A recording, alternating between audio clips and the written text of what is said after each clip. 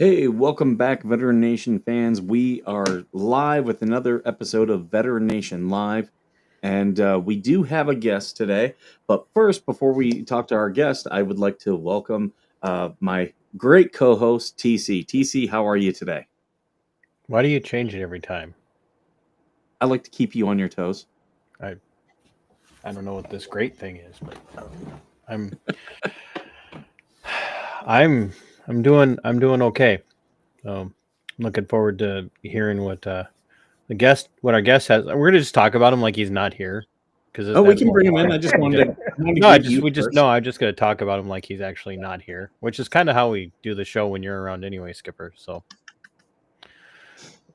Well, I see you have your life partner in the background there.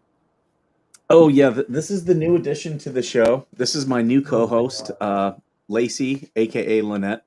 Uh, Special thank you to John Naylor, who was in the comments today.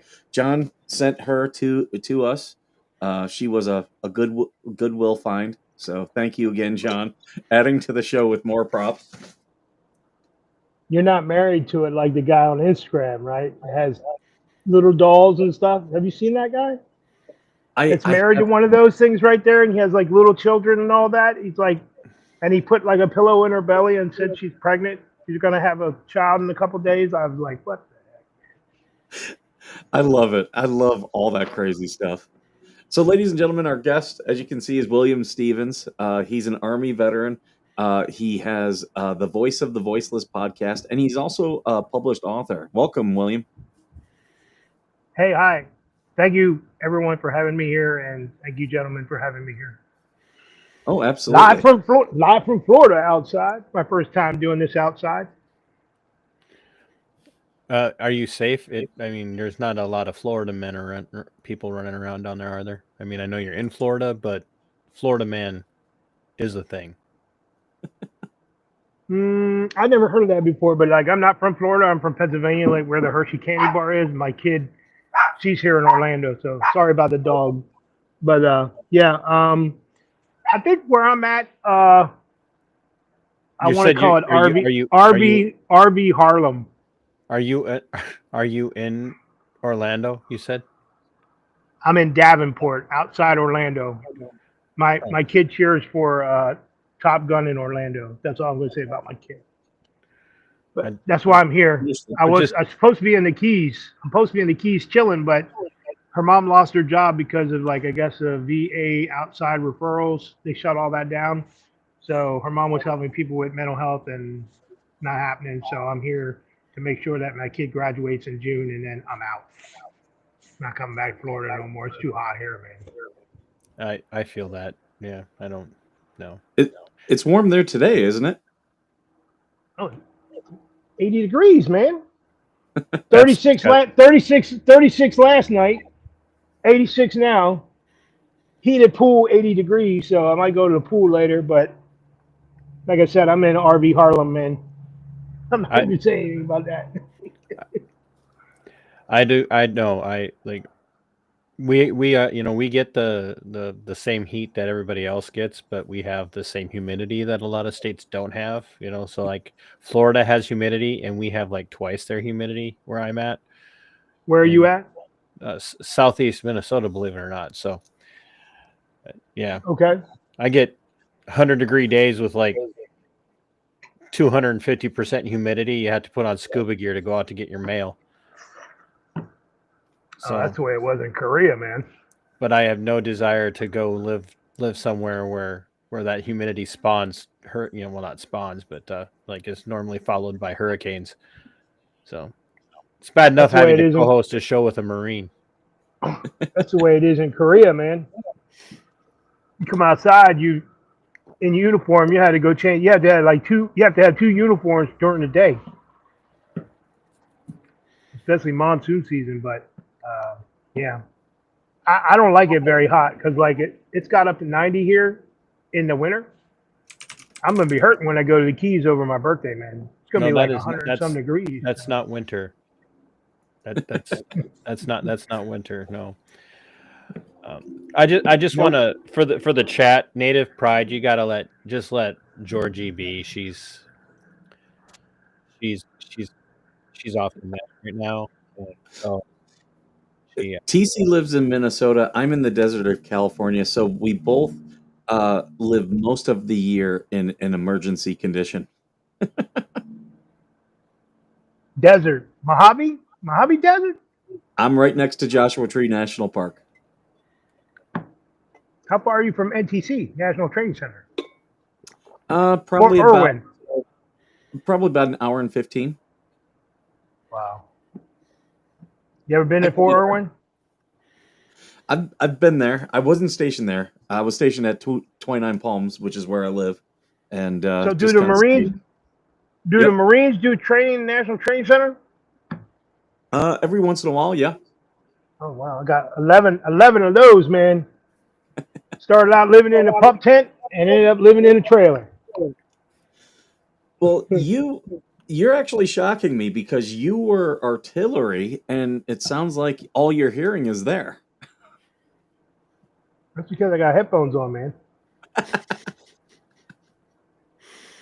You told me to get headphones, so I went and got headphones.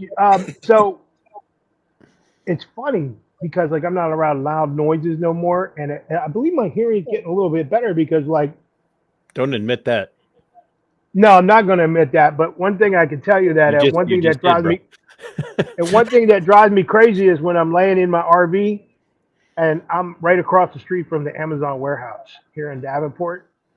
And if you don't focus on it, you can't hear it. But like once you hear it, the little beep beep on the vehicles that pull the trailers around, Mhm. like when the trucks disconnect them, yeah, you hear this beep beep beep beep all night long, man.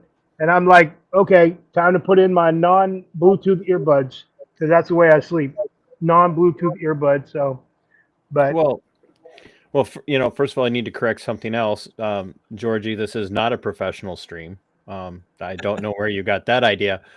And hello to Joan Walton. She's from Blaine, Minnesota. I lived in Blaine when I was a wee lad, and that was a very long time ago. So yeah, thanks. He has, William, he has a soundboard, and we're working on putting together a quick reaction force to go in and take his soundboard from him in a Black Ops type situation. So is that what those little noises are in the background? yeah. So if you'd like Okay. to be part of that or help fund that operation, we'd be more than happy to take donations to that. Oh, I don't have a problem. I don't have a problem to giving donations. Not like I'm not going to say some certain No, podcast. The big ones where they ask you for like $25,000 to be a guest. Just donate $25,000 and we'll have you on the show, man. Joe Rogan.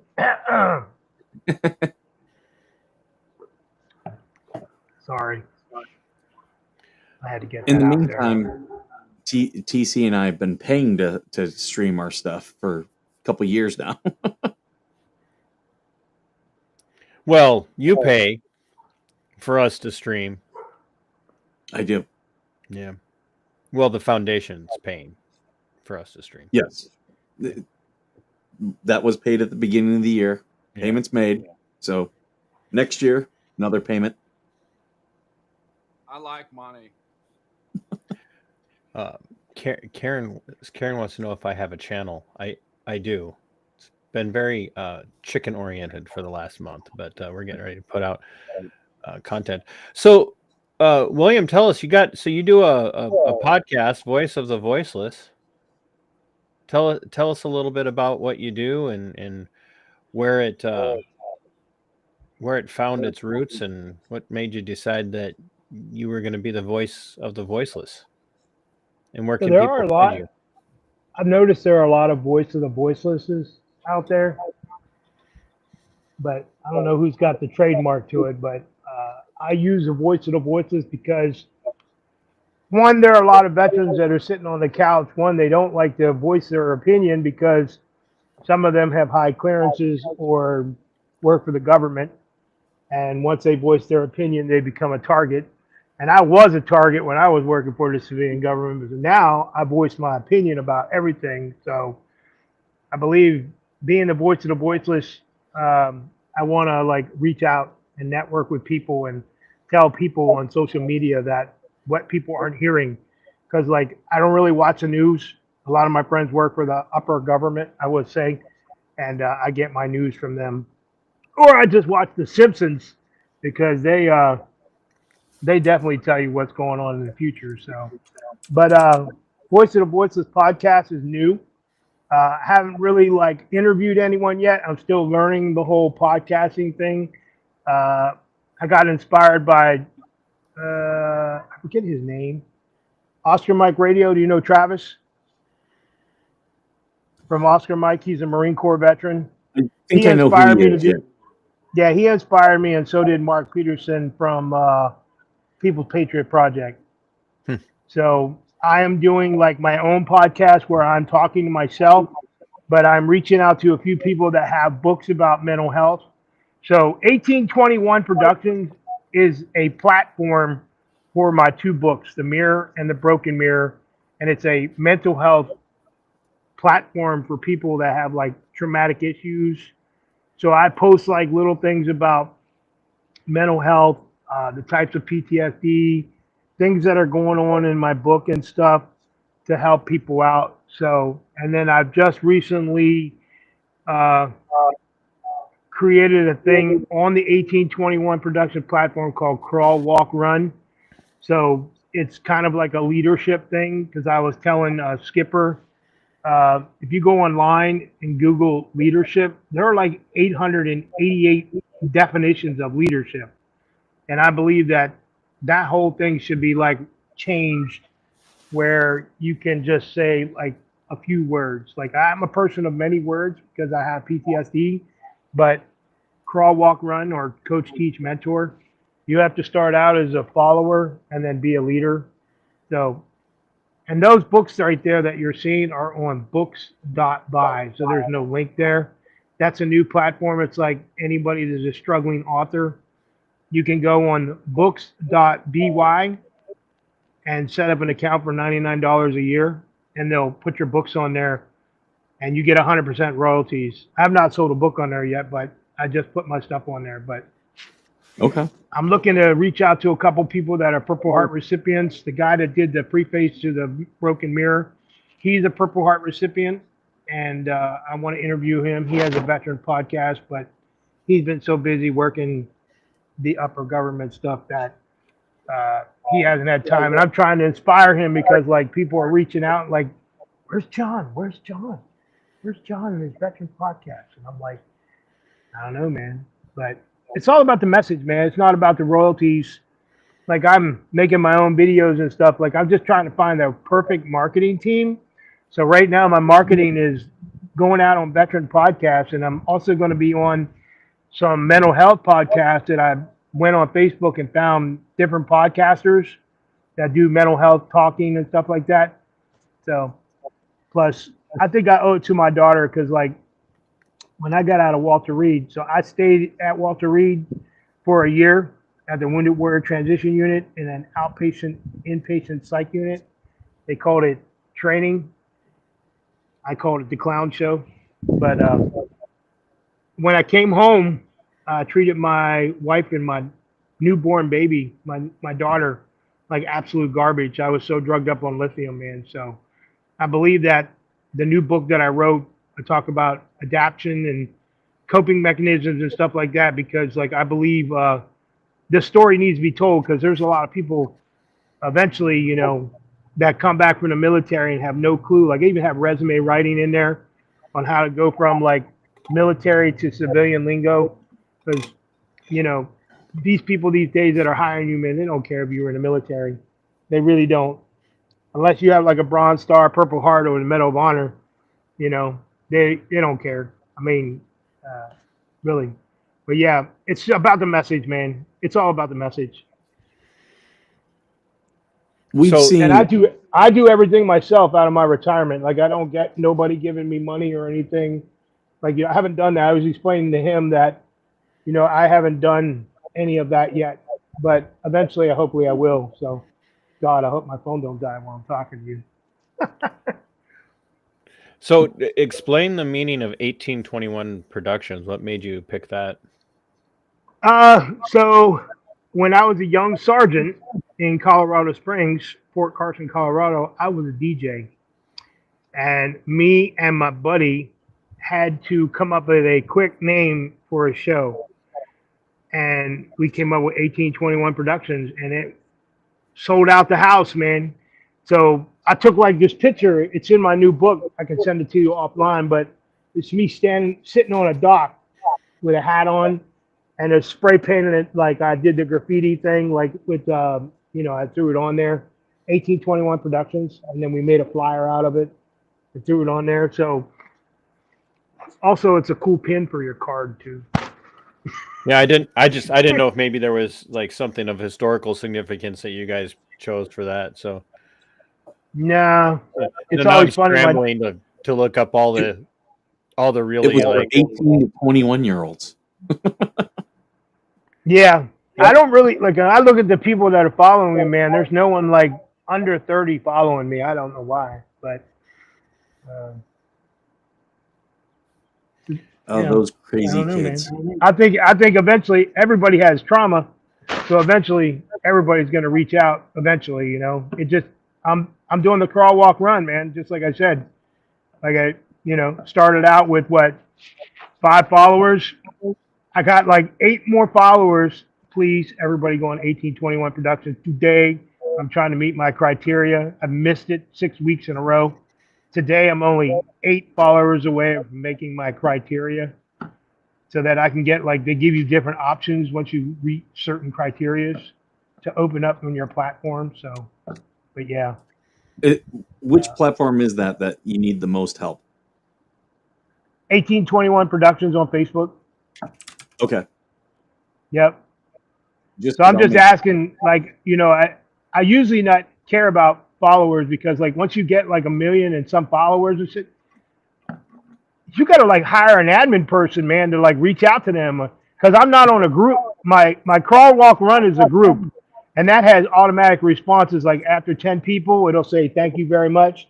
But when you have a profile, you can't do that. You have to reach out to your people individually, and they're like, why don't you have an automatic response? It doesn't offer that because I'm not at that. I don't have that threshold of 500 to 1,000 followers. So I do everything like my normal day for like 2 hours is like reaching out to people individually and saying thank you. Because a lot of people that have profiles, man, they're just going to be like sending hearts and stuff and saying that. But man, I go on and say, look, if you liked my video or something that I made in the morning message, thank you very much. I really appreciate it, man. It helps one person, man. Especially my Spotify stuff that I just started where it said here, congratulations, you just went over 200 streams. Just popped right up on my screen. I have audio pieces from my new book, and my audios will be dropping. The 2 new books, the Mirror and the Broken Mirror, will be dropping on audio in March and April, and that's not a cheap process. I'm paying for that myself, and I tried to record everything, and they didn't accept it because I did all the recordings in my RV and the frequencies and all that. For Audible has to be like perfect. So now they're getting someone to read it, and I told them to AI my voice over it. So, but yeah, 1821 Productions is where I need the help. So, because I post everything there for like Spotify, Instagram, YouTube, and when people start hitting that up, they'll start seeing it. So, but yeah, I have a morning message that I put out, and I do reviews on stuff like products, like this little thing I got right here. I did a review on that. Pretty cool. I got it from Amazon. Wasn't too expensive, but we'll see how it works today. So. Did they just walk it over from the warehouse? No, actually, it was delivered like 4 a.m. But you meet like when you go on Amazon. If you're on Amazon Prime, I think if you meet like a certain how much you spend for one day, they can overnight it or they can bring it the same day. I don't know, but I was just like saying, I was just wondering, Yeah. since you're right next to the warehouse, if maybe they just like threw it on a drone, flew it across the street. No, handed they it don't to- have drones here, man. I don't understand. I just saw every time I look around, man, it's always a different Amazon person. And I don't know, man. There's a Highway 4. If you know Highway 4 is like right across here. And Amazon warehouse is across the street. It's so big. I mean, it is so big. It's like a whole couple city blocks. So, but Well, yeah, man. I have been making sure that we are following you on everything Thank that you. you have listed. I'm putting I up appreciate it. your stuff here. Let me drop your links also in the chat so people who are watching can go there and follow you immediately. Yeah, admins, and moderators, you should get on that. Help Skipper out. Yeah, so I mean, it's just a message, man. Like I tell people, in my videos, it's not like I'm trying to go out and try to find veterans and turn over rocks, because that don't happen. But since I've been to different KOAs, different campgrounds, you would not believe how many veterans live in RVs. I mean, like gave up their house, live in RVs, and you interact with them. It's all about like interactions and like inspiring people. Like I even have my own challenge coin I made while I'm out here. It's got the 1821 shield on it. So I bought a couple of these shirts from Amazon, threw the logo on it for when I do podcasting. So I'm not sitting around. I used to wear like grunt style. I still do. I love their apparel. So I'm actually talking to someone who's like an administration person for Grunt Style and see if I could tell my story. I know a lot of people don't know about Grunt Style, but they support mental health and PTSD with their apparel.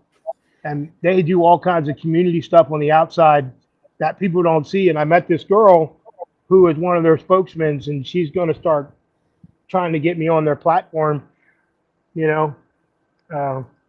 But yeah, so. Well, we just got a super chat. I like money. So thank you very much, Linda. $20. Thank you so much. We do appreciate that. Yeah, we're getting your links all in there. One thing I do want to extend to you is that we have our Veteran Nation Facebook group, and I'll make sure I send you a link to it, so that you, whenever you go live or do anything, you can absolutely post it in that group. Feel free. That's we're just veterans and people who support veterans, and we try to support each other in there. So I had to get so many followers. I know you know this. Like you have to get so many followers to go live on Facebook. So I just went over that threshold and have come on a couple times where like on a Friday night, I don't know the best time to come on, but like I would be on like a Friday night or Saturday and ain't nobody there. But the little red circle lights up on your Facebook. And I've had a few people come in and where I could do like face to face and talk to them. And they just, bet to me. I'm not a therapist or anything, but I have been doing some courses on UNC for a peer support specialist. Okay. So that I understand, how to interact with people, because like, man, I was the one that was in the closet for the longest when I was like, my ex-wife did all the bills. She did everything, man. I was just sitting at home, like drugged up on lithium like a zombie, so, but yeah. What do you think is the number one hurdle for, veterans from, several generations now, and we have several generations of veterans from, really we're kind of at the tail end of the World War II generation, and part and parcel the Korean War generation, but we're even kind of coming up on the tail end of the Vietnam era vets. We're losing, them, a lot of them just to old age now, but we're still looking at multiple generations of veterans. But do you think that there's a kind of a across the board struggle for all of them? And if there is, what do you think is that the hurdle to them getting the help that they really need? What's that guy's name? Is his name Collins? The guy Collins that just took over the Veterans Affairs. I don't. Is that his name? Collins? Yeah. Senator? No, I don't know. He's senator, but he's like a what do they call it? I don't know, a director or something of the Veterans Affairs. I'll just tell you that. Yeah, Secretary of Veterans Affairs. So I think that from what I'm seeing, there's a lot of non-veteran people that work for the VA, and I think they should like revamp the whole veteran VA system, healthcare, especially the mental side, because I've been with my psychiatrist since 2008, and I know many people that get bounced around, and it shouldn't be like that. You know, I think that if you're in a program, you should stay with the same because like every time you go to a different psychiatrist, man, you got to tell your story over again. Yep. And my psychiatrist has been with me the whole way. He knows my whole story. Like if it wasn't for him, I wouldn't have got my disability from the civilian government when I got fired for having PTSD. So That was after 16 years. So, but revamp the whole veteran VA system, like gut it, you know, and bring in new people. I mean, there are people that are like subject matter experts, but man, I don't want to be a patient in the VA. And you talk to this guy that's got a 4-year degree that never been on the battlefield or never even put on a uniform, and they wear like a suit and they come in or a doctor's coat and be like, well, I don't recommend that for you. But you know, you're telling your friends are telling you, hey, you need to see if you can get this or see if you can get this disability. And they're like, you don't apply for that. You know, like I have a guy that's been reaching out to me. He's 100% and he's terminal now. And he filed for the PAC Act and they disapproved him because he's already getting 100%. They won't treat him for the PAC Act. And I think that's absolute garbage. They talk about the PAC Act all the time, but like they don't want to help you when you file when you're already 100%. It doesn't matter if you get any more money or whatever. It's the help that you need. Because I mean, like some of these guys, I mean, like when I came off when I came out of Desert Shield, Desert Storm, I wasn't breathing into a thing to see if I had bronchitis or whatever it's called. And then like 20 years later, I'm suffering from it and they drop the PAC Act and they're like, okay, breathe into this tube as many times to get a reading, you know, and it's like the worst thing I've ever done in my life. And then they're like, oh, you're connected to PAC Act, so we're going to pay you $235 at one shot. Thank you for coming in to do the test. And never again, you don't hear anything from them. But like that whole PAC Act needs to be like revamped. The whole mental system in the VA needs to be revamped. I mean, just to go to the VA now, I'm sure you know when you go to the VA, you get an eye appointment or a freaking colonoscopy, you're waiting 6 months to a year. Well, with the VA, you could go in for an eye appointment and end up with a colonoscopy. That's just how. Oh gosh, we're sorry. We weren't supposed to do that through your eyeball.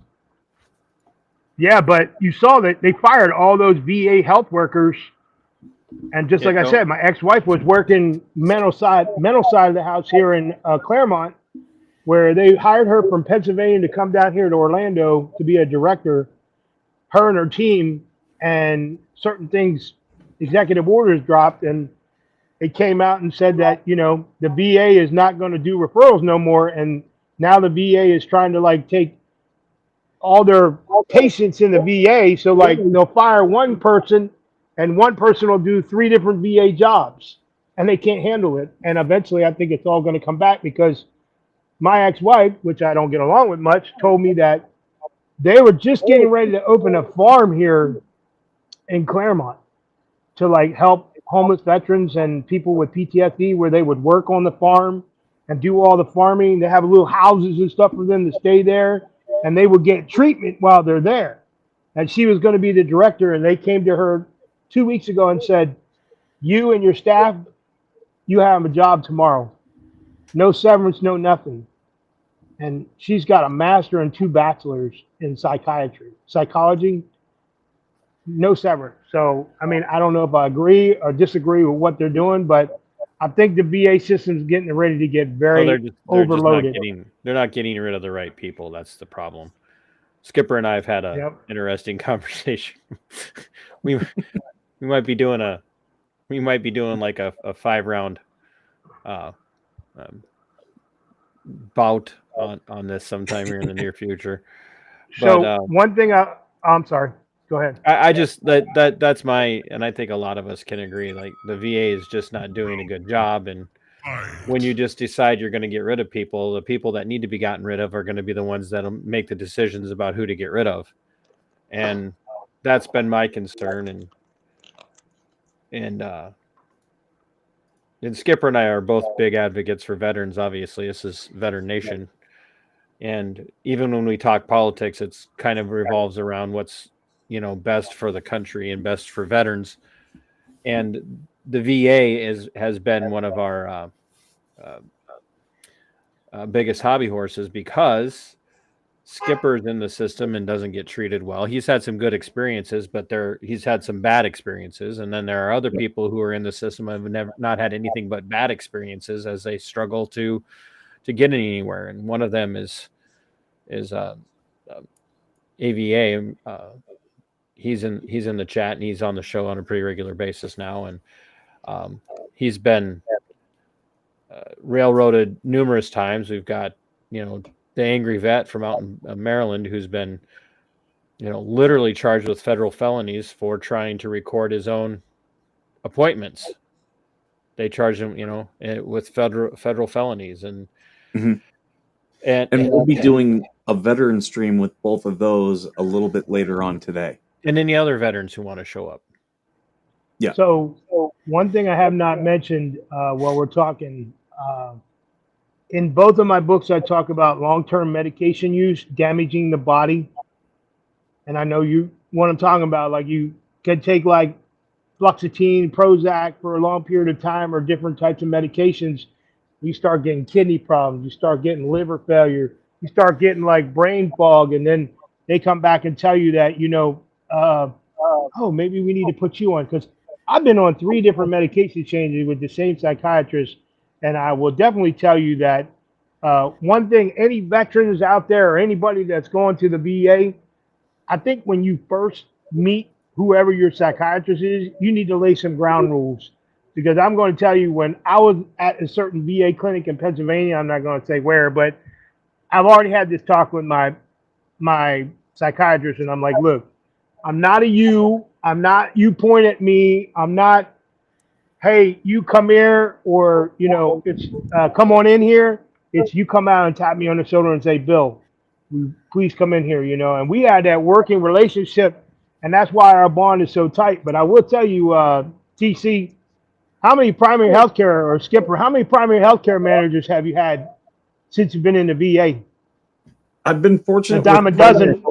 I've had 2, but Okay. the same thing they've done with your therapist, they did with me. For my first 4 years that I was trying to get care, every 6 months it was, oh, we have a new therapist for you. We have a new therapist. And you have to relive all that trauma, and it puts you back in terms of being able to make progress, for your mental health.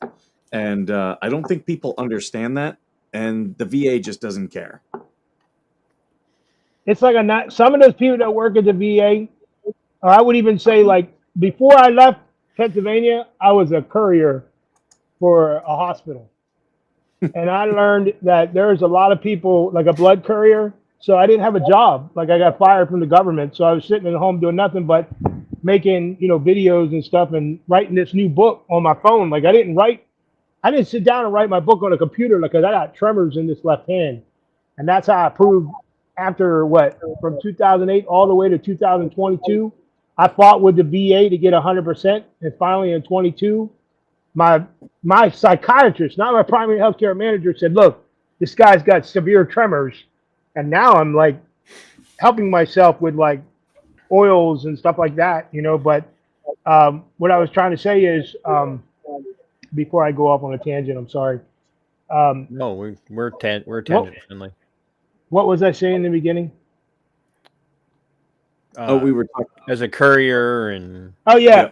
So I saw the medical side while I was walking through the hospital. That some of these people, and even in the VA, when I go to VA and drop off like blood specimens and stuff, or wherever I was doing the private courier stuff for, you have these 9-to-5 doctors that don't care. They really don't. They, just like I said in my book I wrote about Walter Reed Army Medical Center, there were a lot of doctors that were there to help veterans, but there are a lot of doctors and nurses there that it's just a 9-to-5 job. Like, they don't speak to you, they do their job, they have no outside contact with you, they have no interaction in the hallway. If you come in, it's like a direct, like they don't care about your family. They don't ask you questions. Uh, and I broke all that down in my book, man. And I'm telling you, like, if you are not reading the second book, The Broken Mirror, you're definitely missing it because it's definitely showing like the true transition.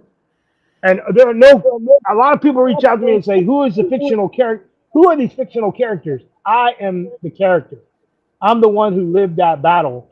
And that's why I want people to understand that there are a lot of people out there worse than all three of us. And there's a lot of people that come to that situation where they end up being a 22. So there are things and coping mechanisms and stuff that I have in my new book, Outside Bugs. I don't want people to be a 22, man, because I almost became a 22 in 2014. I think we've all been there, man. Boy, biggest that's the biggest lizard I've seen since I've been here. That How is big? no way to talk about Skipper. Holy crap. Just scared me, man. Like ran across the table. We've got 140 people watching. Most of them are on X right now. Thank you so much, all of you, for being here. Make sure you do go to William's Facebook and his Spotify and his YouTube, and make sure you subscribe because it's a very common story from what I'm hearing. And we do have in the description of the YouTube and the Facebook, we have the description, or in the description, we have links to your books as well, but they can find them on Amazon. And there's 33 really good positive reviews that I'm shocked. Like I've given a bunch of books out for Christmas by I've went and bought author copies and personally signed them on the back and have sent them out like FedEx and stuff. And all I ask is just do a review. And these people have done reviews, and it's not like one or two sentences. They are writing like a whole 2-3 paragraphs. And I'm blown away that one guy who I didn't even have like a conversation with when he was working with the Navy, when I was working with the Navy as a civilian, he said, I felt like I was having an actual conversation with you when I was reading your second book, man. He goes, that's how close it was to me. And he's deployed right now in Djibouti, and he took my book with him, and he's like the sergeant major of the whole command there. That's how big of a guy he is. And he's sharing my story with those soldiers, his Navy soldiers. And I thought that's really great because he's like, this is almost like a mental health thing. And then I wanted to say one other thing, and I'll send you the link. There are these two guys, I don't know if you've seen this, and I'm not trying to push their book, but it took them 5 years to do this book. It's called Warrior to Civilian. Have you seen that book? Warrior to Civilian? I will link you with a couple of people. You want to have those guys on your podcast. It took them 5 years. One guy's a civilian. The other guy is a Navy SEAL. And the guy lost his wife. But I am listening to that audio. It's 9 hours long. I'm already into the 6th hour, and I'm completely blown away that some of the stuff they're talking about. I don't know if you know this or not, like the combat side, or I would even say anyone that's going through any kind of basic training or war scenarios. Did you know you can get TBI from firing weapon systems for more period long time? Like they predicted, like in combat, you're only supposed to fire a certain weapon system to a certain threshold, so many rounds a day. But when you're in combat engagement, you can like fire so many rounds that it can cause tremors, it can cause brain damage, even though you're wearing all the protection, and it doesn't show up when you come back. It's like 5 years later, you snap, and they've done research in this book, and that's why it took them 5 years, that these soldiers are coming back, or even ones in basic training where they say that they're like consecutive objectives and stuff like that. I can see why some of these people don't want to go fight for their country, because once they put a weapon in their hand and they start firing, they kind of get scared, or it does something to them. It like rings a bell or something. And I never knew that in my entire life. And then the other thing is PTSD and mental health is not just freaking combat. It's not. Because when I was at Walter Reed, we had a female Marine that was abducted in her Marine Corps recruiting office. And her husband was in the next room, and she was there in the therapy with us for protective custody. And I was in there with a bunch of infantry guys and the chaplain and her, And she came out at the end and was like, "You guys are a joke. Everybody's sitting here talking about combat and all this." And she didn't say anything for a whole year. And finally, she came out at the end and said, "It's it's not about that. Everybody has some type of trauma, and that's why I write in my books that it doesn't matter if you're not even born into this world yet.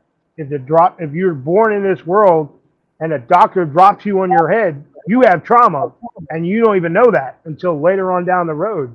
Or you're driving down the road and you're like, oh, nothing will ever happen to me, and you're involved in an accident, and guess what? Now you have trauma. Everybody has trauma or will eventually have trauma. So, and then the other thing I'd like to say is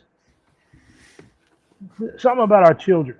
Okay, I have a young daughter who's 17, and I sent you that picture. You can post that picture if you want. You know, the picture where it says the change of war. Sure. And me and my daughter.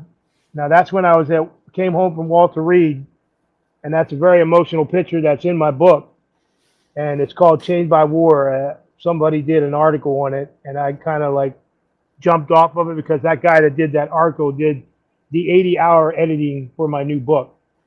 And all I want to say is for the children, I don't know if it's hereditary or not, because like my kid came to me the day before yesterday, and she's like, Dad, I have an attitude problem. Do you know where I got that from? And I said, what are you getting at? And she goes, well, you remember how you used to treat me when I was a child and you used to yell at mom and all that? She goes, now I'm yelling at mom and I'm yelling at my coach and all this other stuff. And I'm like, the wagon wheel has begun.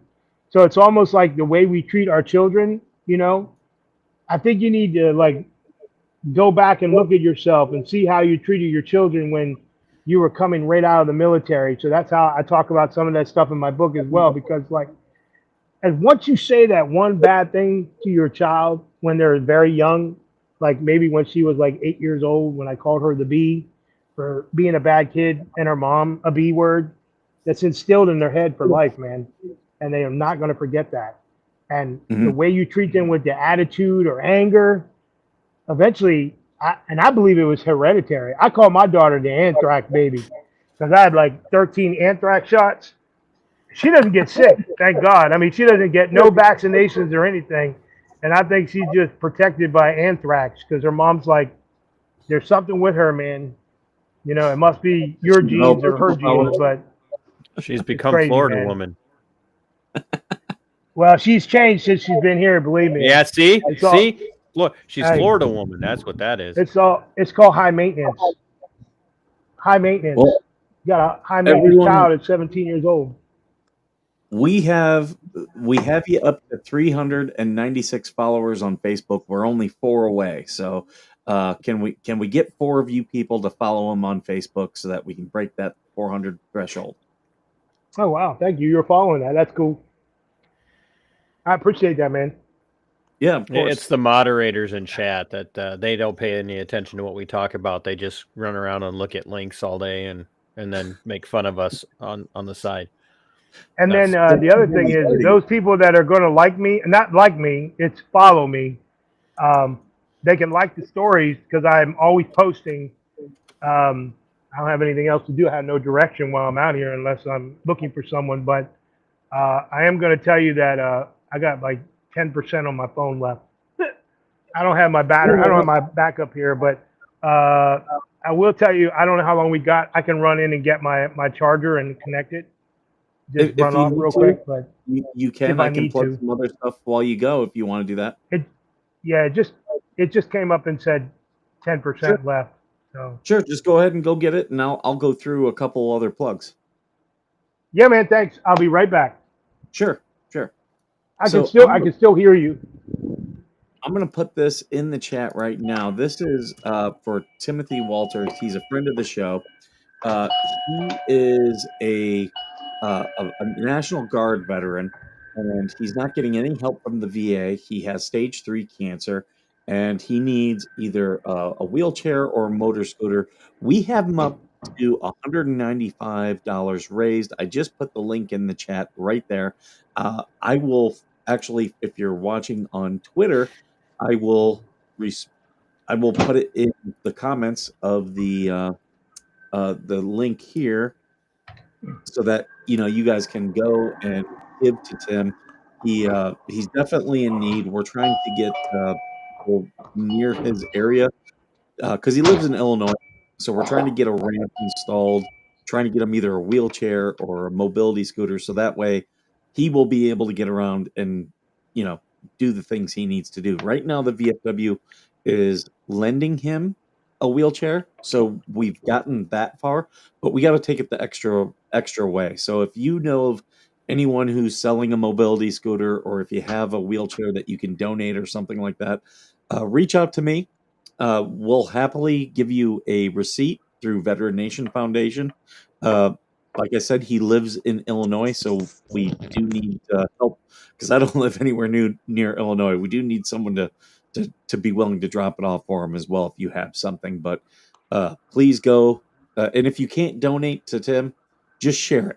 Just share it out. That helps us more than enough because the more people we can get it in front of, the better help we can give him. And looks like we got your Facebook up to $3.99, so we just need one more person to subscribe to your Facebook to get you over 400. Great, man. And I'm going to tell you, man, the links that I have on 1821 for Spotify, they resonate a lot different when you hear the audios because I add some Easter eggs. Okay. You got to go and click on those, man, because I'm telling you, they're a lot different. They're same stuff that's in the book, and I picked out like the most important ones, especially the resume writing. But if you really want to hear a story, man, I would go to 96 Hours. That's when I was 19 years old in combat, Desert Shield, Desert Storm. So I just came from a toxic home environment, my dad beating me with a railroad belt buckle, getting into the Army and getting a cohort unit. You know, cohort is, right, where we all go to combat together or go to the next duty station together from basic and advanced training. And then I find myself at 19 years old in Desert Shield, Desert Storm. And some people went to Desert Shield, Desert Storm for a month or two, but I went from like December 26, 1990 to 2nd May, 1991. I don't know why they kept us there for provide the comfort, but I will tell you, we ain't really doing anything. We ain't helped them people. I know that. They would say we help people, but we did more burning stuff in the desert. And you think Afghanistan was bad. You should have seen how much equipment we left. They didn't even talk about that. How much, and we left that stuff in the desert to rot away. Boy, I'll tell you, the wildlife out here is pretty good today. Whoever lives in Florida, I guess you know about the lizards, so they're everywhere today, man. We do a good job embarking, but we don't do a good job debarking, it seems. Yeah, I don't know, man. And I was I like, have a great way to save all that equipment. I have a wonderful, wonderful idea for how we can save all that equipment. Just not send it in the first place. How about we stop sending American boys and now girls off to other countries to die and suffer all sorts of trauma and maladies for the perpetual war machine that has become the United States regime. Like left, right, center doesn't matter. That's all they want to do. They want to take your money, and they want to use your money to send your kids to go fight stupid, worthless wars for them. And now, like I just had a conversation with a young man just a couple of days ago from here in Minnesota. His National Guard unit is deploying. Where is the Minnesota National Guard deploying? Are we putting people on the border to help with border security? I think we should keep the Minnesota National Guard on the border with Canada at all times, personally. We don't need any more Canadians in the United States.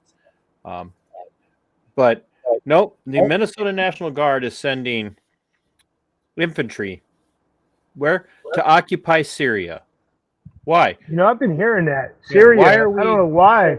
And Africa as well. Africa too. Why are we sending American troops? My veteran friends, my friends who support veterans, all of you, ask yourself, why are we sending not just military in general, but why in the name of God are we sending the National Guard into a war zone that we created? We destabilized Syria. The United States and Israel destabilized Syria intentionally, because we couldn't have Bashar al-Assad there anymore because he wasn't friendly to us. So we destabilized him, and we funded ISIS to go in and overthrow Syria. And now Israel is bombing Syria, occupying Syria, and we're putting American troops in harm's way. For what? And now news just broke, the Houthis are firing on American aircraft. Why? Because we're sticking our nose in, like we have been for decades. For what? What's the benefit to Americans? Wounded people coming home, like William, like Skipper, like AVA, like others, coming home from all of these wars. For what? What benefit has it been to the United States? What benefit has it been to the wage slave taxpayers of the United States to keep doing this? Oh, you know what the benefit is? We deploy our National Guard so they can't be in North Carolina for a hurricane. So they can't be in Tennessee for a hurricane. So they can't be in Louisiana for Hurricane Katrina. Yeah, that's how fucking long this has been going on. And we got guys that have to sit here and write, and I'm glad that you did, William, but now they got to talk about mental health issues, and they got to talk about PTSD, and they got to talk about trauma, and they got to talk about damage being done to people's psyches and being done to people's families, because we keep allowing Republicans and Democrats, I don't care who the president is, we keep allowing them to send our boys and girls off to die. And don't tell me, well, it's not with my permission. No, it is with your permission. Every single one of us is guilty because we haven't said enough. And they promise we're going to end it, but we don't. We don't end it. They never end it. You know why we send people to war? Because we're broke. And when we send people to war, money. It's all about money. That's what it's about. It's all about money. Yep. Well, right now, it brings more money. It brings more money in for the defense. But I will tell you, now that you said the word president, now you got me. Now you got me. So I'm going to just say one thing. That money that got sent to that country, all that taxpayers' money that went to that other country could have solved all of the homelessness in the United States, as well as all the homeless veterans and all. I think, here's the thing. This money that Doge is funneling right now for all the American people to get $5,000, $8,000, you're eventually going to have to pay it back. You're going to have to pay it back, and then it's going to be taxed because you still have the IRS. It's not gone yet. They're going to collect their taxes on it. And the other thing is, I think that money that's coming from Doge or the president or whatever, for all these people that are greedy Americans that want that money, it should go to homelessness. It should go to curing cancer. It should go to mental health. There are two huge things in this country: mental health and homelessness. And if those two things would be fixed, I think we'd have a better country, man. And then the other thing is, all these schools that have these weird securities and all this, they're paying all this high security and stuff. Man, drag these veterans off the street that are already trained to kill, man. All you got to do is give them a little closet to live in, as a uniform and a handgun or a taser or something, because people are like, I don't want my kid in there with someone with PTSD. Well, I'd rather have my kid in there with someone that PTSD that is going to take the bullet for the team instead of this person you just hired for $500,000 a year will run away. So, but yeah, don't get me started, man. Don't get me started. AVA just threw out. That's why I'm the voice of the voiceless, man. Right there. AVA just threw out my favorite proposal. Yeah, I say you turn the Department of Veterans Affairs into an office of about 5 people who oversee a monthly check going out to every single veteran that they get to spend however they want to spend. And Well, get all the help from the outside. Get all the help from the outside contracting agencies like the hospitals. But just imagine all the money that's spent on administrative costs. You know, Skipper and I've talked about this before. Skipper, what did we say that the current budget is annually now for the VA? How many billion? I believe it's like 18 billion. There's just $18 billion a year. Let's say they don't increase it at all now. 18. Let's see, how many living veterans are there? How many dollars a month would that be if you spread that out? 18 billion. You just, instead of giving it to the department to piss all over veterans, how about you just send the veterans a check every month? You can prorate it however you want, based on the number of years you were in service, based on, whatever. I mean, like give officers less money than you give the enlisted, because we all know, the officers got paid more anyway. But pay it to the Marines in like crayons, whatever. Give it to the air. The crayon joke. Come on, you didn't know any Marines at all while you were in? Yeah, but I didn't understand the crayon thing. I don't want to cut you off, but continue what you're saying about the VA is more important than crayons. I do have some good news I'd like to interrupt with. We got 1821 productions up to 400 followers.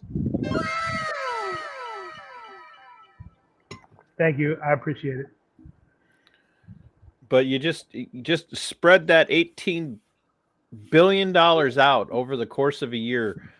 Just evenly divide it, and you can call it what you want. It's like, I'm not a communist, or a Marxist or whatever.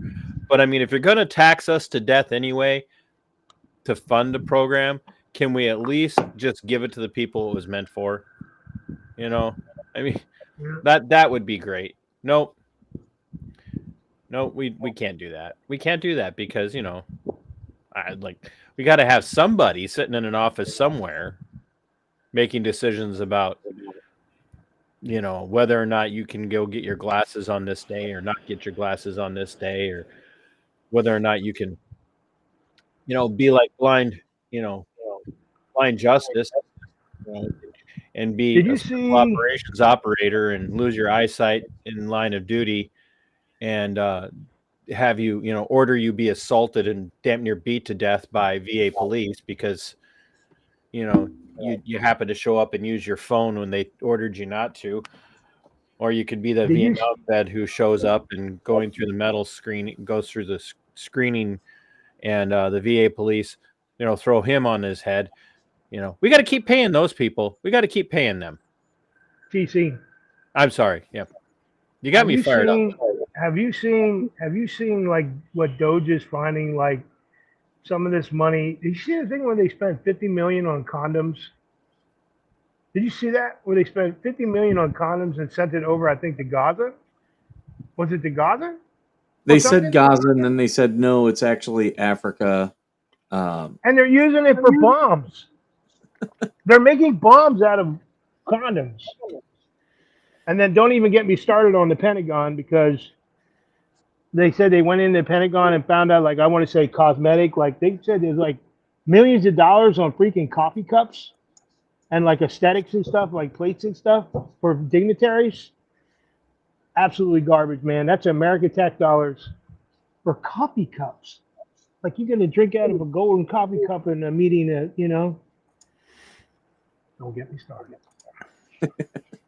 I think we already did get you started, but all right. No, I once again, Skipper's normally my numbers guy, but he hasn't run him yet. He hasn't given me an estimate for the number of living veterans. It's got to be less than 18 billion. Oh, I think we're at 4 million living veterans. How many Vietnam veterans are left? I met the other day when I was out on the road. I met 100-year I met a 100-year-old Vietnam veteran, 100 years old, living in an RV with his grandson and granddaughter. Not getting no VA care at all. Refused to. Well, the way the VA is even worse. It has gotten a little bit better, but we still have so far to go. I know certain veterans in certain states who have applied and can't get VA care because they're in a certain state. And I don't understand that for a minute. I really don't.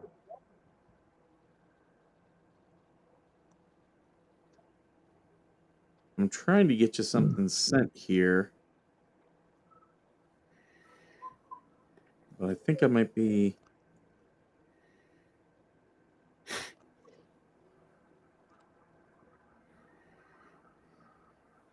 Facebook gets so frustrating. I'm trying to get you into our Veteran Nation group so you can share all your stuff there as well. That's cool. I'm gonna have to put on my glasses because it's just bright. So, not trying to be cool or anything, but my eyes are very sensitive. So, usually I wear the red lens glasses because it helps you sleep better at night, like a red lens therapy glasses. But I'm not gonna put those on and look like Power Ranger or freaking Avenger here while we're talking. No, you're good. We normally go a little bit over an hour. We've actually already hit an hour. So I do want to get in all your plugs and everything before we end. Here I'm going to show up. So the books are, this is one, The Broken Mirror. Is that live on Amazon? Yes. Yeah, this is Amazon. Okay. Cool. So then, so just so you know, when you're going to look up the other one, the Mirror Second Edition, you go down to the author profile, click the author profile, where you'll see my picture. Okay. Right there. Now that book right there with the 2 awards on it, don't buy that one because it's the softback from an old publisher, and they're getting the royals to it because I got scammed on it and I'm working a legal case. So I had to go on KDP, and you'll see if you click on the author profile, the Kindle version and the hardback will pop up. Because right now they're not going to let me publish on KDP that cover because it's already on Amazon. So I've already authorized the new ISBN. Like there's so much stuff people don't know on being authors, but I will tell you, I've done a couple videos. So yeah, so you'll be able to click on the author page and you'll be able to see that, like that book right there that you're seeing, The Mirror, that has 6 reviews. So that just renewed, I think in 2024, April or something. So there's not a lot of people looking at that because like I've already legally went after United Writers. I'm going to call them out so authors don't go and join them. They scammed me. The guy that scammed me was scamming a bunch of authors and got fired. So now I'm working a legal case with them. They have to retire the ISBN so that it can be taken off. So I have the hardback and the Kindle. So if anyone's interested in the Kindle versions, you can go and sample them. And if you don't like them, have a nice day. But I'll tell you, if you look at the reviews, some people couldn't even put it down. Couldn't even put it down, especially the new one. Well, I'll definitely check them out, and I want everybody, definitely follow you on Spotify, on 1821 Productions on Facebook, as well as I see we've gotten you some more subscribers on YouTube during today's show. So I do a morning message on YouTube. Sometimes I pop on at night. Like I said, if like something comes up and I want to talk about it, I vent. So I make, I'm starting to make shorts. Usually I talk for like 12 or 15 minutes. And people are like, you lose people after 3 minutes. Yeah. So I'm trying to do shorts. So. People can get bent. If you can watch a football game for 4.5 hours with a bunch of high-priced, overpaid prima donnas who never never give a damn about the rest of the country other than, you know, their endorsements coming in. You can do that. You can watch that. You could spend $50 for a date to go to a stupid movie for 3.5 hours. You can't watch somebody talk about what matters for 20 minutes. Get bent. So TC, I was told. So I'm an Eagles fan, but something I think that sorry. you were talking about overpaid and all that. But I'm from Pennsylvania, so like I was never taught how to play football when I was a kid or any sport. But I do like the Eagles. They said that Hurst went to Disney, right? He said, "Oh, I want to go to Disney World." They said that no one could even get near him. Like he'd not interact with nobody. I don't know. Talk who to hurt nobody. He's the Eagles Oh. quarterback. MVP. So he went to Disney here in Orlando. They shut part of the park down so that him and his family could just go around. Like, how you gonna do that, man? I mean, like, he's an everyday everybody like me, man. You know, like, why can't I walk up and say, "Hey, Mr. Hurt, can I have your autograph?" Or, "Hey, man, high five." You know, this dude had like security around him. Like, lots of ego. I let tell me you go to why. Disney. Let me go to Disney. Bread and circuses. let me That's go to- why. What? It's bread and circuses. I just TC, are wanted to- you plugging I anything before we get out of here? I crunched some numbers. Okay. $369.3 billion a year, fiscal year 2025, is what the VA gets. $369.3 billion.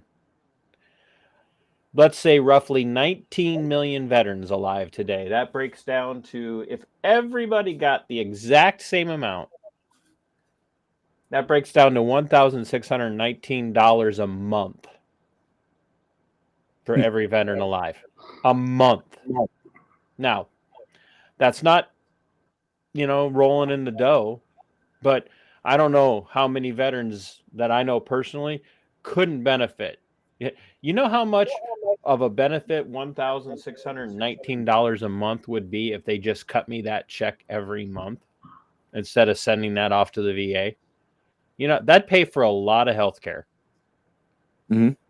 That would pay for a lot If of health care. if they just said, "Hey, we'll pay your premiums to a private plan, you pick it," that would be great. All right, folks. So go make sure you check out 1821 Productions. William, we'd love to have you back on the show again. Love talking with you. And if you're plugging anything new, feel free to reach out to us and come on back. Thank you, everyone following me, and I will definitely reach out to the individuals who are following me. Got to go take my dog for the WALK for a little bit. Got to get out and stretch, but once I get back, I'll be on my tablet in my RV. This is my RV. I live in that thing back there behind me, everyone. Nice. That's home. Well, everyone, that's our show for this week. Make sure you go to Minnesota Black Robe Regiment, subscribe to TC, watch the Freedom Flock. We also have our Facebook Veteran Nation group, so you can go there. We will be back live again today. We have an all veterans anything goes that we're going to be doing later, so it'll be complete and total chaos, no structure at all. So I'm sure it's going to be completely and totally fine and without any type of problems. Well, you can't leave Marine officers in charge. That's All right, TC, any last comments? um, The VA sucks. well, I don't know. I haven't had any experience with them because everybody keeps telling me horror stories about the VA, so I refuse to. And now You're getting a crap load of comments of a great show. well, these people all are on some sort of medication, so I Our medicated commenters. I love Hey. them. Can I do a little plug real quick? Sure. So it's not all about the medicine, people. I've learned to decompress on some of the medicine. When I got out of Walter Reed, I was on 5 different mood type medicines. and now I'm only on fluoxetine. So I use like weighted blankets that are super light. I have a weighted blanket. I have a migraine beanie. So instead of taking like over-the-counter medicine for migraines, you can go online on Amazon and get ice beanie, put it in your refrigerator or your freezer, put it on your head and pull it over your eyes. Instantly, you can go to sleep or the migraine will go away. I'm now doing essential oils. Some people are trying to get me into cannabis. I'm not into that one yet, but Oh, you will be. I've been doing, people give up their 100% disability. I mean, their benefits to do cannabis because the VA is not pushed. I think in 5 years, medical marijuana will be pushed in the VA system within 5 years. Guaranteed. Guaranteed. But there are other things that I do. Got to get the feds out of the business of keeping it illegal, and then they will. But that's why they can't right now. The VA can't because it's. All I'm going to say is Cash.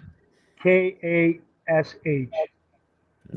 He's definitely going to weed them out.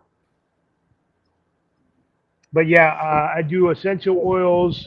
I do turmeric, shilajit, elderberries, and then I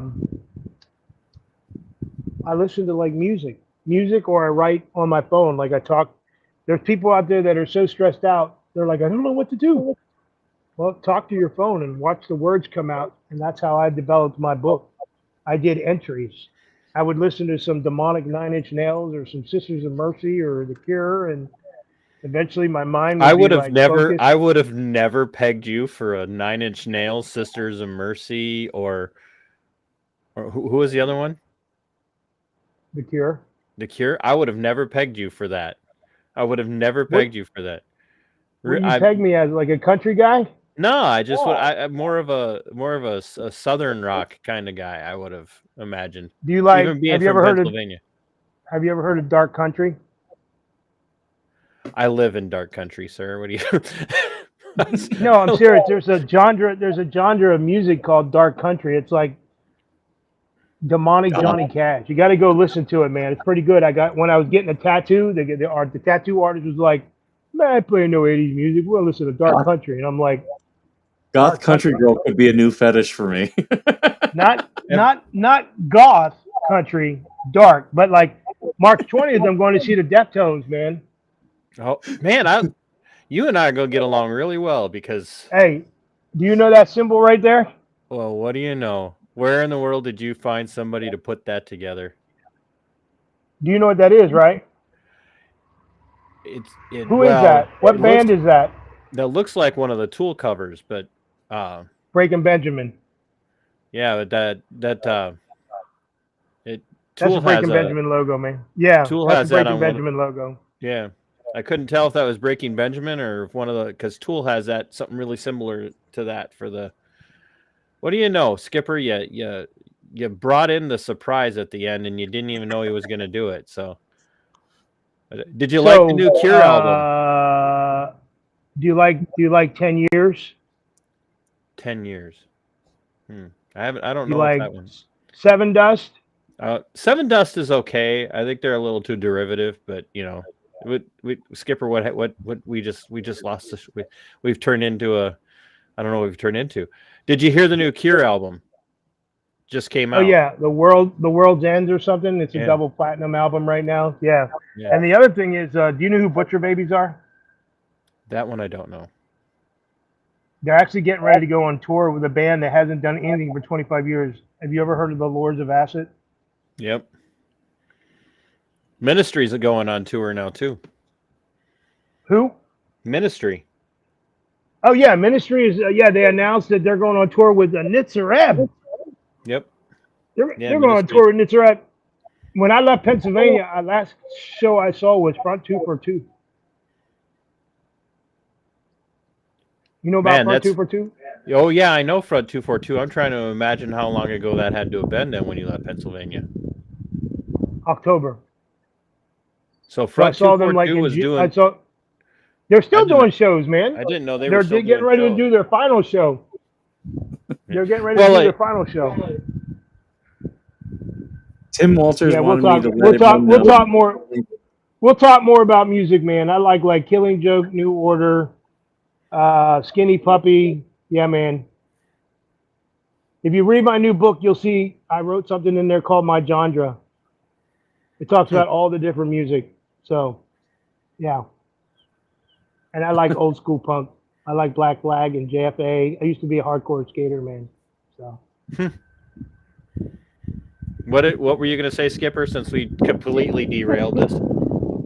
Timothy Walters, he saw everyone's donations after I plugged his Give, Send, Go, and he wanted me to tell everyone, or his GoFundMe, and he wanted me to tell everyone thank you. Did we upset She Nemesis? I don't know. I just Georgie hit it up. We're not I am an airport. You insulted don't have to with announce the your nasty departure. talk. Nasty did. talk? What is nasty talk? It's the music. Music No, helps it was people with before the PTSD. music. It was before the. Oh. It was before the music. I was going to say, just saw it. music is a part of coping. I try coping to mechanism. interact with the chat, and then sometimes I miss things because I want the chat to feel like they matter even though they don't. And the reason I stand in their vajayjay. The reason I say that is because 98% of the time you're doing a show, the chat is off in its own world talking about something completely unrelated to what to what the show's about. You know, it's like I used to do so many live shows, and then my chat would just be exploding with things like, "Wow, my chat's really on fire," and then they'd be talking about something completely unrelated. So I'm just like, I can't do this anymore.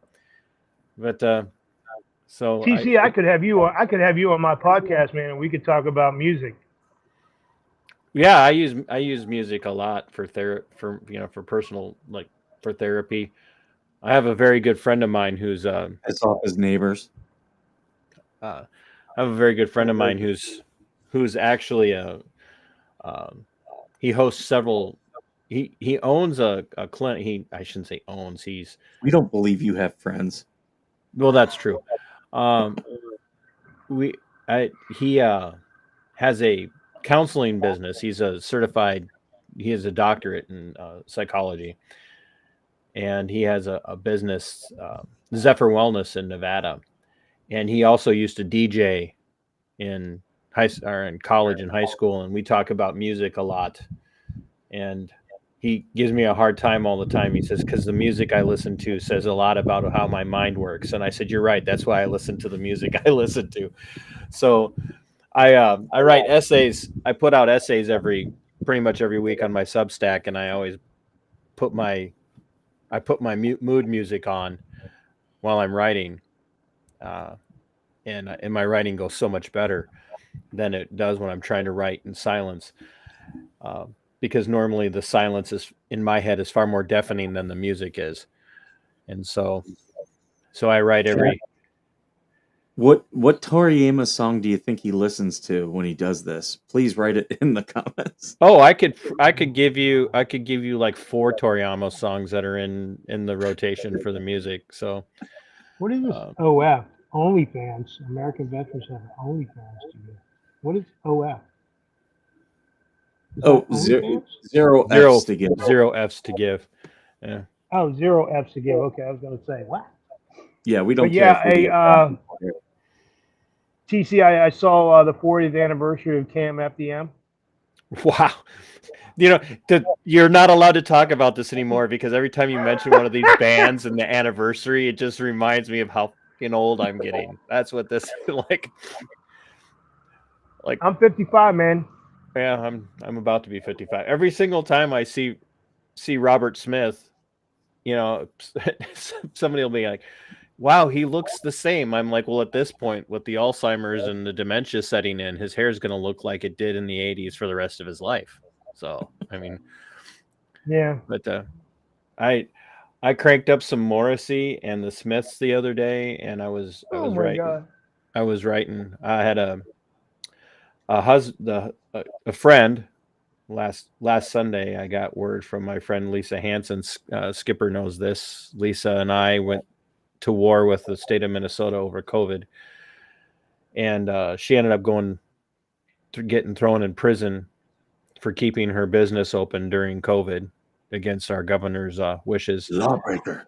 And I've developed a very good friendship with her and her husband Vern, and her husband Vern died last Sunday from a massive heart attack early in the morning. And I didn't know about that. I'm sorry. so she called me when I was writing last week, and boy, you get a call like that, and it kind of it steals the creative juices. It kind of shuts them down. And but I got up on Monday, and I ended up saying, you know what, there's something percolating in here. And so yes, it's you shut up, AVA, or you're not going to live to be an old man. But I got up on Monday and I wrote a poem for her and Vern about what she was going through. And I went to the funeral yesterday, and I'm going to be writing an essay today about my experience with Vern, because everybody knows Lisa. You know, she made all the rounds. She went to she was on Fox News. She was on a lot of networks when they were interviewing her about what happened to her and was happening to her. And then, of course, when the Democrats picked Tim Walz, our governor, to be the running mate of Kamala Harris, they kind of brought her back. They kind of brought her back into the limelight, and we're talking about her again. So everybody knows Lisa, but Lisa would always, Lisa would want people to know that she was able to stand and fight the way she did because she had her husband, behind her the whole time. And so that was a blow to us. And so I'm going to be writing about that and listening to our music, listening to our music. Wow. I love the Smiths, man. I love Morrissey. I used to have the Morrissey hair, bro. I'm just trying to. It's not very often that a guest on Veteran Nation shocks the shit out of me, but it just was not what I was not. I was picturing you sipping on. I was sipping on Southern Comfort, listening to Leonard Skinner. That's what. Hey, so are you allowed to give me presentation rights? Can I get presentation rights to show him something? I think you have them. You should be able to. Yeah, there's a little thing to share your screen. Upload. I'm going to show you something before we go, man, if I can find it. No, that ain't going to let me do it. Can I upload? Is it going to let me upload my photos? Can I do that? I think it does, yeah. If you're on, it's harder if you're on a phone. Yeah, it keeps going to my drive. But hey, man, I'll hit you up on the side to show you like what I used to look like when I was.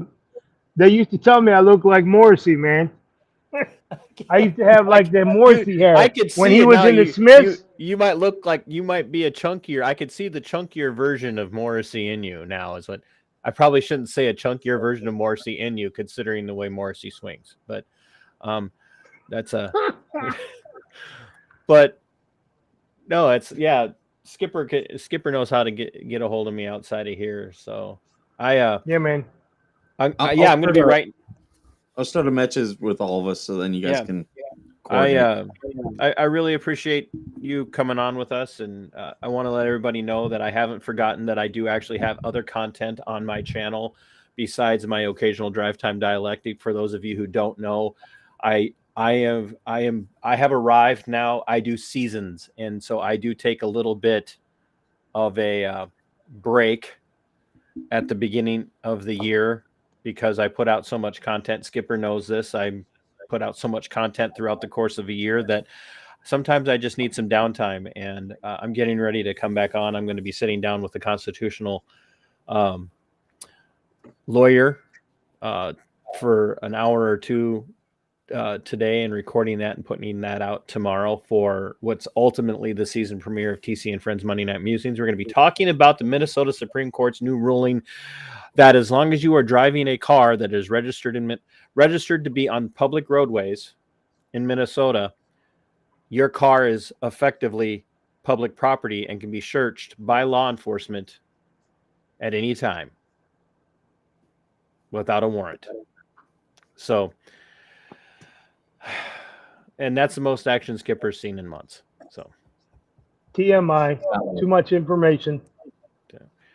but yeah, so I'm going to be sitting down with my friend Tom Gallagher, who's been on a few times, and we're going to be talking about that Minnesota Supreme Court ruling and what it actually means, and how we should not be overreacting to it, and how we should be responding appropriately to that issue. And I am also going to be firing Skipper. Skipper is now fired. I'm going to have him audited by Doge if he keeps it up. And we welcome that transparency. But Hey, I know how a lot of people say do a buddy check. One of my friends who witnessed her daughter unalive herself reached out to me the other day and said, do you have 8 seconds? So if you have somebody that's in a meeting or something and you come up with a code word and you really need to talk to somebody, text them. Do you have 8 seconds? Get their ass out of a meeting or get them out of something they're doing. Do you have 8 seconds to talk? It only takes 8 seconds to save somebody's life, just so you know. absolutely. And I will also be doing more on the story of Pam, who, of course, many of you have seen the video breakdowns that I've done of how the Department of Human, the social services and Department of Welfare here in the state of Minnesota ran who's here the ringer. And yeah, I'm going to go before I'm replaced by a blow up doll and a Ken doll. That's, so. But let's. Well, I don't fish. I saw somebody says if I live in Florida, I would help with the fishing, with kids fishing. Oh, we've got My- Uncle Frank's kids. Yeah, It's a Uncle nonprofit Frank was a setting up tunnel in- rat in Vietnam, and he recently passed away. And his family has started up a nonprofit called Uncle Frank's Kids, where they're taking their donations to take underprivileged children who maybe wouldn't necessarily get the opportunity to go out and learn how to fish. And they're taking kids out and teaching them how to fish and enjoy nature instead of Animal Crossing. Does everything else. somebody in the chat don't know what TMI is? No, You they know all what know. TMI is? Do you know what TMI is? Yeah, they all know because not 3 Mile Island from where I'm from. no, they know it's too much information. That's Yeah. Okay. because they get way too much of that here anyways. Too much information. So. Oh, it's been a privilege, man. Skipper, you've got another show starting in an hour and a half. So Wow. Yep. So we'll go ahead and end this, and then I'll be back on with that, and yeah, we'll see how crazy we can get today. yeah, I don't know that I'm 20 going to be able to make it for that because I'm sane. So It's an anything goes, so I'm sure we'll definitely be off the rails. okay, so it's a 22 a day, normal man. show. Yeah, 22 Alright. a day, man. Thank you for your gentlemen. time, William. Yeah, William Stevens, thank you for joining us. Everyone check him out, 1821 Productions on Facebook, on YouTube, Spotify, and we'll have him back, and I'm sure he'll be doing something new and exciting that he'll want to plug. Go to Minnesota Black Robe Regiment, subscribe to TC, all the good stuff he does there, subscribe to his Substack, and for us, we'll be back here in just a little bit with an Anything Goes. And as always, thank you for being worth serving.